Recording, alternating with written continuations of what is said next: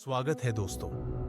आज की कहानी एक ऐसी शापित घड़ी की है जो रात के 3:15 पर इंसान की रूह को कैद कर लेती है। जो अंदर जाता है वह कभी वापस नहीं आता। तैयार हो जाओ, क्योंकि शुरू हो रहा है अंधेरा 3:15।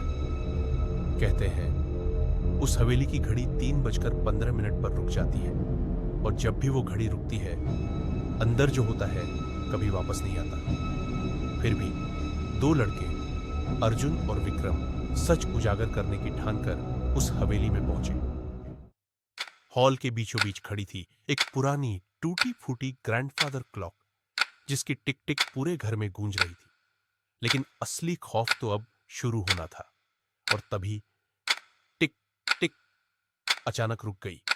घड़ी 3:15 पर थम चुकी थी। हवेली की हवा बर्फ जैसी ठंडी हो गई और चारों तरफ से फुसफुसाहटें आने लगी। फुसफुसाहटों के बीच विक्रम ने सुनी पायल की आवाज। वो हॉल में पहुंचा, जहां एक दुल्हन सी परछाई खड़ी थी, चेहरे पर घूंघट। पर जब उसने चेहरा उठाया तो आंखें खोखली थी और मुंह फटा हुआ। विक्रम चीख पड़ा, ये इंसान नहीं है। दरवाजे अपने आप बंद हो गए। दोनों दोस्त अलग अलग हिस्सों में बंट गए। विक्रम भागते भागते कैमरे में बोला, अगर ये फुटेज कभी किसी को मिले तो बता देना हम दोनों मर चुके हैं। ये जगह इंसानों के लिए नहीं बनी।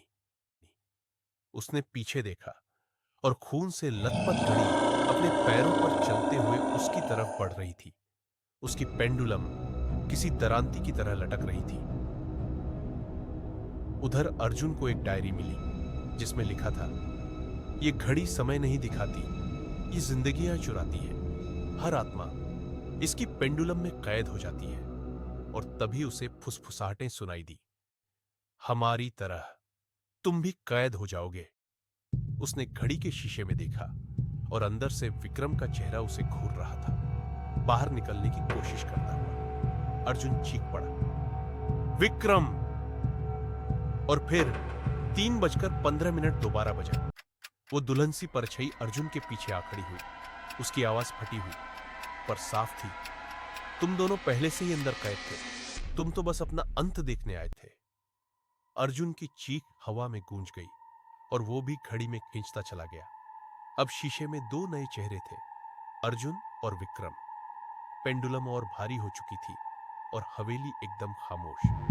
कैमरा जमीन पर पड़ा रह गया, रिकॉर्ड करता हुआ। लेकिन याद रखना, अगली बार घड़ी रुकी तो शायद तुम्हारी बारी